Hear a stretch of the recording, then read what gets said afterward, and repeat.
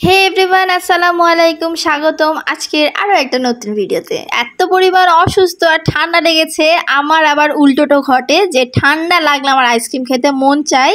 এই যে দেখুন যে আমি এখন আইসক্রিম খাচ্ছি, বর তো ওই পাশ থেকে প্রচুর চিল্লাচিল্লি করছে। অসুস্থ অবস্থাতে মনে হলো যে বাইরের পরিবেশে একটু ঘোরাঘুরি করলে হয়তো জ্বর পালিয়ে যাবে। বাইরে বের হওয়া মাত্রই প্ল্যান চেঞ্জ হয়ে গেল। কেমন চেঞ্জ যে আর কোথাও যাব না, ভালোই লাগছে না, শরীরটা খারাপ করছে।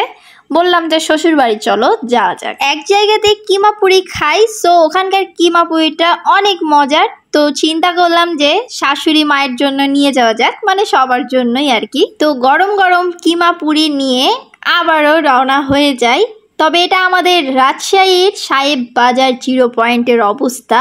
সব সময়তেই এখন এইরকম যানজট লেগেই থাকে। এই সিনটা সেইভাবে নেওয়া হয়নি যে এত পাখি ঝাঁক ধরে গাছগুলোতে বসছে, ইস মিস হয়ে গেছে আর কি।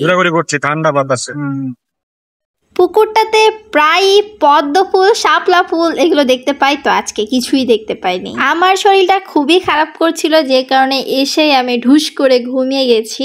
আর তখনই দেখছি আমার হাজবেন্ড ছবি তুলেছে এইভাবে, বাট উচিত হয়নি। আম্মা কিছুক্ষণ পরে যে পুরিগুলো নিয়ে গেছি সেগুলো সবাইকে খেতে দিচ্ছিলেন। যে কি ভুটকা ভুটকা পুরিগুলোর সাইজ, পুরিগুলো দেখতেও কিউট আর খেতেও যথেষ্ট মজা আছে। গুড নাইট শুরুতে অনেকেই ইউজ করা হয়েছিল, শাশুড়ি মা অনেক কয়টাই কিনেছে, সেজন্যই আবার আমাকে একটা দিলেন। তো এটা যাই হোক, আমার জন্য একটা উপহার বলা চলে, আবার মশার জন্য বিরাট বড় একটা উপহার এটা।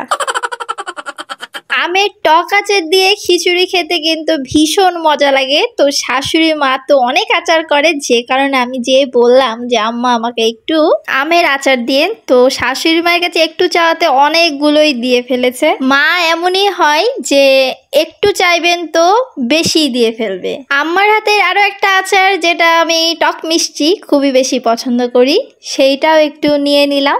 আচারের প্রতি আমি পাগলও না ছাগলও না, এক কথাই ফিদা। ইয়ামি।